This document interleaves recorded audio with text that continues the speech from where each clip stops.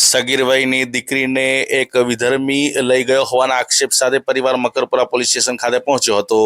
પ્રાપ્ત માહિતી મુજબ વડોદરા શહેરના માણેજાવુડા વિસ્તારમાં રહેતા એક પરિવારની સગીર દીકરી સવારથી ઘરેથી ગુમ થતા પરિવારમાં ચિંતા ફેલાઈ હતી। મળેલ જાણકારી મુજબ પરિવારજનોએ શોધખોળ શરૂ કરી હતી, પરંતુ સગીરાનો કોઈ પત્તો લાગ્યો ન હતો। સગીરાને વિધર્મી યુવક લઈ ગયો હોવાની શંકા પરિવારને ગઈ હતી અને આ મામલે પરિવારજનોએ સવારના 6 થી 7 વાગ્યે મકરપુરા પોલીસ સ્ટેશન ખાતે જે ફરિયાદ નોંધાવવાનો પ્રયત્ન કર્યો હતો। પરિવારના જણાવ્યા મુજબ શરૂઆતમાં તેમની વાત ધ્યાનથી સાંભળવામાં આવી ન હતી અને કોઈ યોગ્ય જવાબ આપવામાં આવ્યો ન હતો તેવો આક્ષેપ પરિવાર દ્વારા કરવામાં આવ્યો હતો। સાંજ સુધી પોલીસ દ્વારા કોઈ કાર્યવાહી ન થતા પરિવારજનોએ સ્થાનિક મીડિયા તેમજ ઓલ ઇન્ડિયા મજલિસે ઇત્તેહાદુલ મુસ્લિમીનનો સંપર્ક કર્યો હતો। એઆઈએમઆઈએમના શહેર પ્રમુખ સહિતના અગ્રણીઓ મકરપુરા પોલીસ મથક ખાતે આવી પહોંચ્યા હતા। દીકરીના માતા પિતાએ વિધર્મી યુવક પર આક્ષેપો કર્યા હતા અને તે યુવક તેઓની સગીર દીકરીને લઈ ગયો હોવાના આક્ષેપો કર્યા હતા અને જો તેમની દીકરી વહેલામાં વહેલી તકે નહીં મળે આવે તો તેઓ પોલીસ કમિશનર, કલેક્ટર ઓફિસ અને ગાંધીનગર સુધી રજૂઆત કરશે તેવું જણાવ્યું હતું। આવો સાંભળીએ કે એઆઈએમઆઈએમના શહેર પ્રમુખ તથા એઆઈએમઆઈએમના અગ્રણી અને જે સગીરા જે છે તેઓના પિતાએ प्रतिक्रिया आपता शू जनाब। मक्करपुरा विस्तार एरिया के अंदर एक मानेजा गांव है। मानेजा गांव के अंदर ये जो मेरे बाजू में खड़े हैं, ये पेरेंट्स जो इनकी एक नाबालिग बच्ची है जिसकी उम्र 16 साल है और उस बच्ची को एक नरेश ठाकुर नाम का जो लड़का है उसको अगवा किया है और उसके चलते आज सुबह 6 बजे से ये लोग पुलिस स्टेशन में आके यहाँ पे पड़े थे। 1 से 2 बजे के लगभग हम लोगों को फोन आता है तो हमारी टीम जो एमआईएम की टीम है यहाँ पुलिस स्टेशन पहुंचकर ये तपास करती है। तो यहाँ पे इन लोगों का जवाब जो था वो ले लिया गया था, मगर एफआईआर नहीं ली गई थी। हमने बात करके एफआईआर दर्ज कराई है और हमारी पीआई साहब से मुलाकात हुई और पीआई साहब से हमारा कहना है कि जल्द से जल्द लड़की को पेरेंट्स के पास लाया जाए।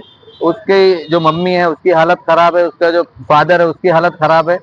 तो जो पुलिस प्रशासन है जल्द से जल्द कार्रवाई करे, ना तो अगर कार्रवाई जल्दी ना करके कल तक या रात तक लड़की नहीं दी जाती है तो हम कमिश्नर साहब के पास उग्र आंदोलन करेंगे और अगर वहां भी नहीं हुआ तो हम गृह मंत्री या गांधीनगर जाके अपनी मांग को पूरी करेंगे। आज ऑल इंडिया मजलिस इत्तेहादुल मुस्लिमीन के प्रमुख जुबैर भाई और दूसरे सारे नेता आज मकरपुरा पुलिस स्टेशन में आए हैं।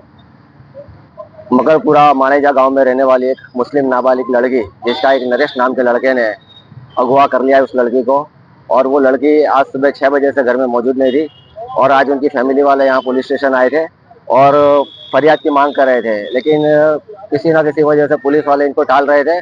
और जब ये बात मजलिस इत्तेहादुल मुस्लिमीन के सदर और हम लोग को जब पता चली, हम लोग यहाँ पहुँचे और उसके बाद यहाँ के जो पुलिस के जो आला जिम्मेदारान है उनसे बात की और उसके बाद जो गोहिल साहब है उनसे भी बात हुई, यहाँ के जो पीआई है उनसे भी बात हुई और उन्होंने फाइनली BNS 137/2 के तहत एफआईआर दाखिल कर ली है और ये हमको आश्वासन दिया है कि भाई हम जल्द से जल्द लड़की को ढूंढ लेंगे। और हमने उनसे यही मांग की है कि भाई जल्द से जल्द लड़की हमें मिलनी चाहिए और जो लड़का है, जो लड़का उस लड़की को भगा गया, अगवा करके गया है, उसके खिलाफ पॉक्सो के तहत जो भी सख्त से सख्त कार्रवाई है वो होनी चाहिए। और दूसरी ये भी बात कही गई है कि अगर पुलिस को जरूरत है कि इसमें जरूर जल्द से जल्द कार्रवाई करे। अगर ये पुलिस कार्रवाई नहीं करती है तो अगर हमको पुलिस कमिश्नर ऑफिस भी जाना है और जिस भी आला जिम्मेदारान को मिलना है तो हम मिलकर इस मुद्दे को मजबूती के साथ उठाएंगे। ये बनाव कितने बजे का है? ये 7 बजे मैं धंधे पे था, मारी बहरीए मैंने फोन करने की कि मारी छोकरी घरे नहीं, तो मैं कीधु हूँ थयु छे, ऊपर नीचे जोई आए छे कि नहीं, तो कहीं नहीं मलती है छोकरी छे ज नहीं, तो मैं कही गई तो मैं घर में कशु लईने गई तो एने कीधु कशु लईने नहीं गई। पछी मैं तिजोरी खोली जो चाबी एने कन छे तो के 50,000 रुपया ने 7,000 बीजा गल्ला माथा ये लईने गई अने 2 जीड़ी काननी बाली ये लईने गई अने मैं कीधु कोने जोड़े गई, पाछळ नरियो रहे छे एने जोड़े लईने गई छे। पछी मैं 7 वागे पुलिस स्टेशन आव्यो, मारे घेर नहीं गयो साहेब। અહીં આવીને मैं साहेब ने बात करी तो कोई હતો नहीं पुलिस स्टेशन में। एक मैडम હતી એને મને કીધું કે એક કામ કરો, અત્યારે મારી બદલી થાય છે, 1 કલાકમાં સાહેબ આવશે, તમારે એને જોડે વાત કરી લેજો। મેં કહ્યું સાહેબ જોડે વાત કરાવો, મારી છોકરી નાહી ગઈ છે, છોકરો નહાળી લઈ ગયો છે, એ ગુજરાતી છે, હિન્દુ છે, અમે મુસ્લિમ છે, અમારું એનું કોઈ સંમેલન છે નહીં। તો કઈ સારું, મેં સાહેબને ફોન લગાડ્યો તો સાહેબ જોડે મારી વાત થઈ કે તમે તઈ ઊભા રહો, मैं 15-20 મિનિટમાં આવું છું।